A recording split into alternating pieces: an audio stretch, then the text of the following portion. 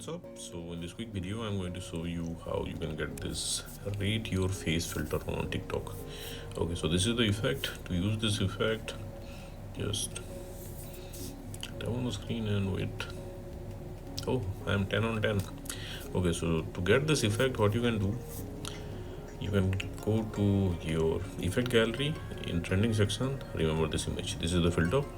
Suppose you can't see the filter here in trending section, you can go to search and search for rate your face, but it's very difficult to find because lots of filter with the same name are there. So I'll tell you one easy way to find this effect. Just visit this website. Okay, here in this website on the bottom you will see the effect icon. Just tap there and you will be directed to the effect page. Now from here you can add it to your favorites, and at the bottom of the screen you will see use this effect. You can tap there to use the effect. Likewise, okay, link to this effect I'll give in the description box below. So that's it guys. Likewise, you can get this effect on TikTok. So thanks for watching the video guys. See you in the next video. Yeah, I'm down on 10.